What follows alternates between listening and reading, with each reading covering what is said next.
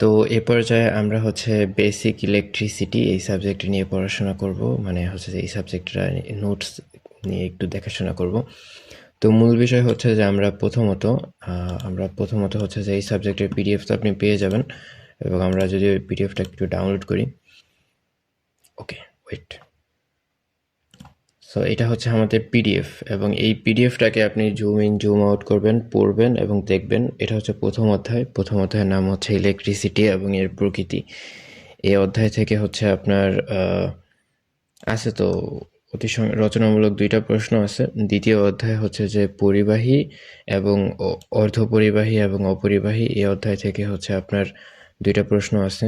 তৃতীয় অধ্যায়ের নাম হচ্ছে ক্যাপাসিটর এবং ইন্ডাক্টর, এই অধ্যায় থেকেও আপনার আনুমানিক 2টা প্রশ্ন আছে। এবং এটা হচ্ছে চতুর্থ অধ্যায়ের নাম হচ্ছে ওহমের সূত্র এবং জুলের সূত্র। এই অধ্যায় থেকে আপনাদের আনুমানিক 2টা প্রশ্ন থাকবে, 3টা প্রশ্ন আছে। আচ্ছা, ওহমের সূত্র এবং এর প্রয়োগ প্রমাণ করো যে I=VR, এবং জুলের সূত্র এবং তাপের যান্ত্রিক সমতুল্য ব্যাখ্যা করো। সো এগুলোর উত্তরও পেয়ে যাবেন।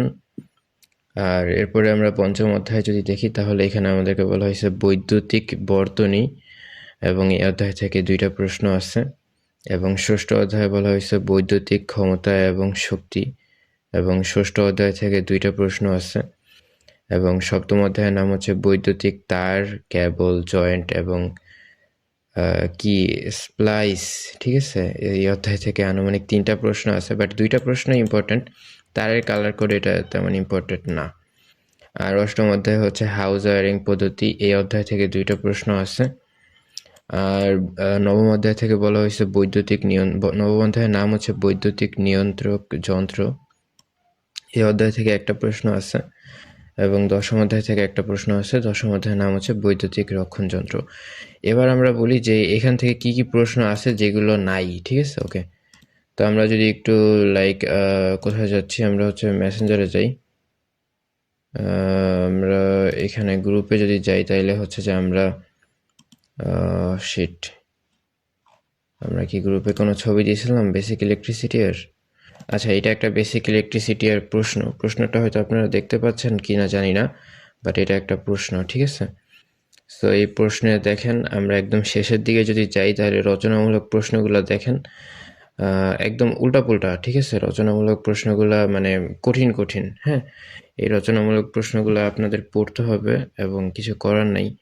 এই রচনামূলক প্রশ্নগুলোও এখানে আমরা আপনাদেরকে পিডিএফে দিছি। সো এইগুলোকে দেখবেন। দেখেন, কিছু প্রশ্ন থাকে যেটা আমরা পিডিএফে দিই নাই, যেমন হচ্ছে এই চিত্রটা, এরকম আপনাদের একটা সার্কিট দিবে, ওইটাকে কাজ করতে হবে। তারপরে আরেকটা সার্কিটও দিতে পারে, মানে এরকম 2টা প্রশ্নও দিতে পারে। তো ওইখানে ওই জায়গাটা আপনাকেই ট্যাকেল দিতে হবে।